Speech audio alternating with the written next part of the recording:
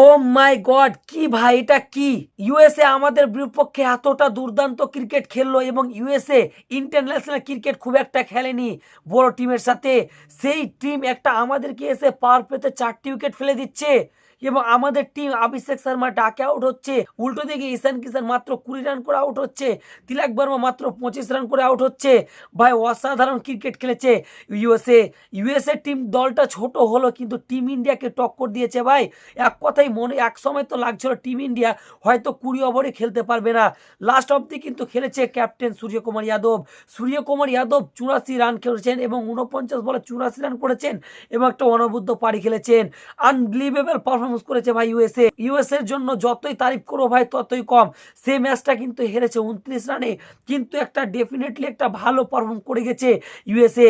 USA দলটা ছোট হতে পারে এবং ইউএসএ ইন্টারন্যাশনাল ক্রিকেট বড় টিমের সাথে খুব কম খেলেছে, কিন্তু টিম ইন্ডিয়ার সাথে যেই রকম কন্টেস্টটা দিয়েছে টিম ইন্ডিয়াকে, এক সময় লাগছিল টিম ইন্ডিয়া কিন্তু 20 ওভারও খেলতে পারবে না।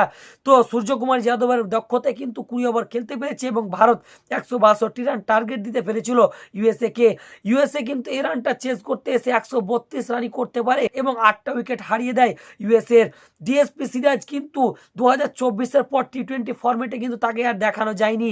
তারপরে কিন্তু কাল শোনা গেছিল যে টি-20 ফরম্যাটে কিন্তু ইনজুরির কারণে কিন্তু হার্ষিদ রানা পরিবর্তে রিপ্লেসমেন্ট হিসাবে আসবে মোহাম্মদ সিরাজ।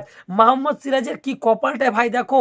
সত্যি কথা বলতে মোটামুটি তোমার 2 বছর পর টি-20 ফরম্যাটে ফিরেছে এবং সে কিন্তু ফিরলো এবং প্রথম ম্যাচে চান্স পেল টি-20 ওয়ার্ল্ড কাপের এবং প্রথম ম্যাচে 3টি দুর্দান্ত উইকেট শিকার করলেন ডিএসপি সিরাজ। অসাধারণ পারফরমেন্স করলে আর্শদীপ সিং তোমার 2টি উইকেট নিয়েছে, বরুণ চক্রবর্তী 1টি উইকেট নিয়েছে এবং 24 রান দিয়েছে। আকসার প্যাটেল 24 রান দিয়ে তোমার 2টি উইকেট শিকার করেছেন এবং অসাধারণ পারফরমেন্স করেছে। হার্দিক পান্ডে উইকেট পাননি কিন্তু সে একটা স্পেল ভালো বোলিং করেছে এবং অসাধারণ ক্রিকেট খেললো এবং আমাদের টিম ইন্ডিয়া টি-20 ওয়ার্ল্ড কাপে 2026 মরশুমের প্রথম ম্যাচটি জিতে গেলেন।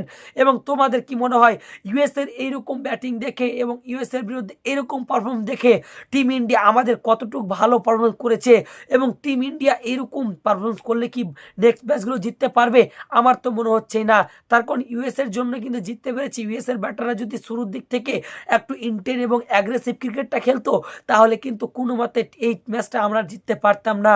তো আমরা এই ম্যাচটি জিতে গেছি, আমাদের জন্য কিন্তু গুড লাক এবং ইউএসএর জন্য ব্যাড লাক। তো তোমাদের কি মনে হয় অবশ্যই কমেন্ট বক্সে লিখে জানাও। আর ইউএসএ তো অবশ্যই ভালো খেলেছে এবং সে ভবিষ্যতে হয়তো ভালো খেলবে এবং তোমাদের কি মূল্যবান মতামত অবশ্যই কমেন্ট বক্সে লিখে জানাও। আর আজকের ম্যাচের সব থেকে বড় ক্যারেক্টারটা রোল কে করেছে, সূর্যকুমার যাদব, আর্শদীপ সিং না মোহাম্মদ সিরাজ? অবশ্যই কমেন্ট বক্সে লিখে জানাও। আর হ্যাঁ, ইউটিউব থেকে দেখে থাকলে অবশ্যই সাবস্ক্রাইব এবং লাইক কমেন্ট শেয়ার করে দাও এবং ফেসবুক থেকে দেখে থাকলে অবশ্যই ফলো দিয়ে দাও। তো দেখা হচ্ছে নতুন কোনো অন্য কোনো ভিডিওতে, ততক্ষণ পর্যন্ত তোমরা সব ভালো থেকো। ধন্যবাদ।